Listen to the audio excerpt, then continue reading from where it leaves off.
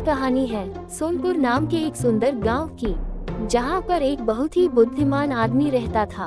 उनके 3 बेटे थे, एक तरबूज, दूसरा टमाटर और तीसरा आम। वह तीनों बेटे अपने पिता का अच्छे से ख्याल रखते थे। उनके पिता के पास एक पूर्वजों की बहुत कीमती चीज थी, लेकिन अब उसकी उम्र भी हो चुकी थी, इसलिए वह चाहते थे कि मरने से पहले ये पूर्वजों का सामान किसी योग्य व्यक्ति के हाथ देकर ही मरो। लेकिन अपने तीनों बेटे में से वह किसको दे, यह उसे समझ में नहीं आ रहा था, क्योंकि अगर वह किसी एक को देते तो बाकी के दोनों बेटे उससे नाराज हो जाते। वो तीनों ही बेटे चाहते थे कि वो पूर्वजों का सामान उसे ही मिले, लेकिन एक ही सामान तीनों को कैसे मिल सकता था, ये बात उनके पिता को भी पता थी। अरे, अब मैं ये पूर्वजों का कीमती धरोहर किसे दूं? अगर किसी एक को दूंगा तो बाकी के दोनों बेटे नाराज हो जाएंगे और हो सकता है कि वह तीनों बेटे आपस में झगड़ा भी करने लगे। इसीलिए उन तीनों में झगड़ा ना हो, इसलिए मुझे कुछ करना होगा। और फिर इतना सोचकर बाहर टहलने के लिए चले जाते हैं। बहुत देर तक सोचने के बाद भी उन्हें कुछ भी नहीं सूझ रहा था कि वह क्या करें। ये सब सोच ही रहा था कि तभी वहाँ पर एक साधु बाबा आते हैं और उसे परेशान होता हुआ देख वो साधु बाबा उसे कहते हैं, अरे बेटा, क्या हुआ तुम्हें? इतने उदास क्यों हो? अरे बाबा, क्या बताऊं मैं आपको, मैं बहुत ही परेशानी में हूँ। अरे बेटा, तुम मुझे अपनी परेशानी बताओगे नहीं तो फिर मैं तुम्हें उसका समाधान कैसे दूंगा? तुम एक बार मुझे अपनी परेशानी बताकर तो देखो, हो सकता है कि तुम्हारी परेशानी का हल मेरे पास हो। ठीक है बाबा। और फिर वो बाबा को सारी बात बताता है। बेटा, तुम्हारी परेशानी तो बहुत ही कठिन है, लेकिन इस परेशानी का हल मेरे पास है। कैसा हल बाबा? तुम अपने तीनों ही बेटों को तो अच्छे से जानते ही होंगे कि वह कैसे हैं, वह क्या सोचते हैं। जी बाबा, लेकिन मैं कुछ समझा नहीं कि आप क्या कहना चाहते हैं। मतलब ये कि तुम अपने बेटों की परीक्षा लो, उनकी सोच अनुसार उन्हें एक कार्य दो और उनमें से जो भी काम पूरा करेगा उसे ही तुम अपना पूर्वजों का कीमती धरोहर भेंट में दे देना। जी बाबा, अब मैं सब कुछ समझ चुका हूँ। आपका बहुत बहुत धन्यवाद बाबा। तुम्हारा कल्याण हो बेटा। और फिर वो बूढ़ा आदमी अपने घर चला जाता है और फिर घर जाकर अपने तीनों ही बेटों को अपने पास बुलाता है।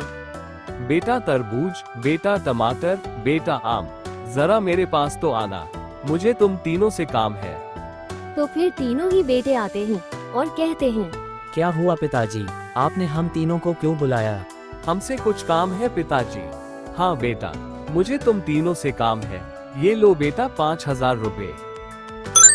और फिर वो अपने तीनों ही बेटों को 5-5 हजार रुपए देता है और फिर कहता है, इन पैसों से तुम सब एक ऐसी चीज खरीद कर लेकर आना कि जिससे ये पूरा घर भर जाए। लेकिन पिताजी, आपको क्या लेना है, आप हमें वही बता दीजिए ना, हम सीधा वही लेकर आ जाएंगे।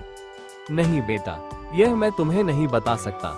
मैंने तुम तीनों को पैसे दे दिए हैं, अब क्या लेना है ये तुम तीनों ही जानो।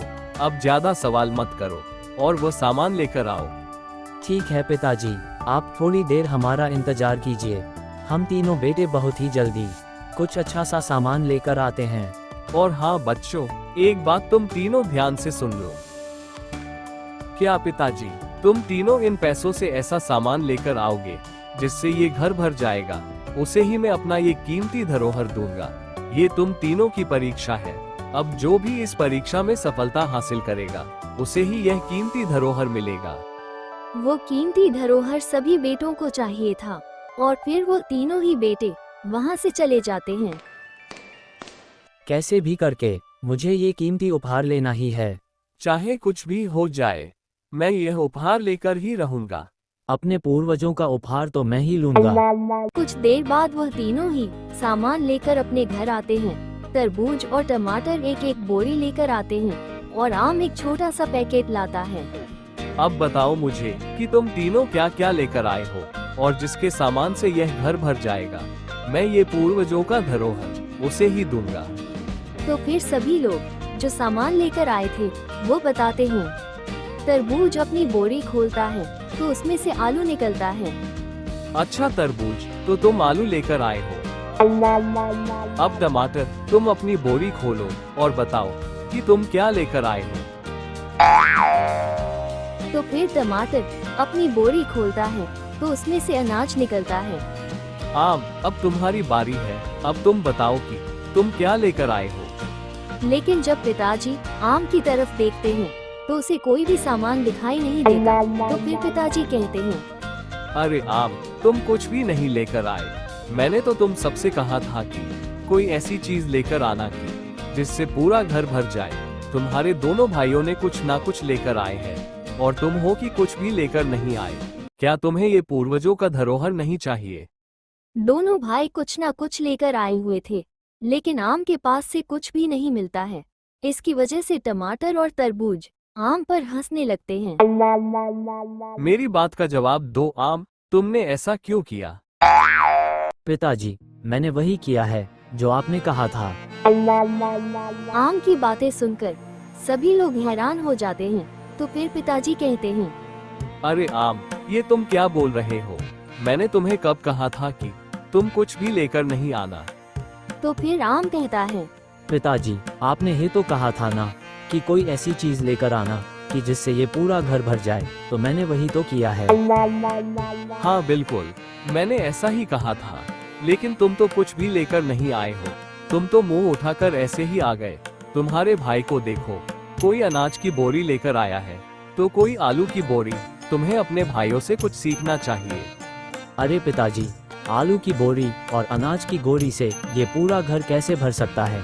ये तो किसी कोने में रख दो तो वहीं पर पड़ा रहेगा, लेकिन इससे घर नहीं भर सकता। हाँ, अनाज की बोरी और आलू की बोरी से घर नहीं भर सकता, लेकिन तुम तो कुछ भी लेकर नहीं आए।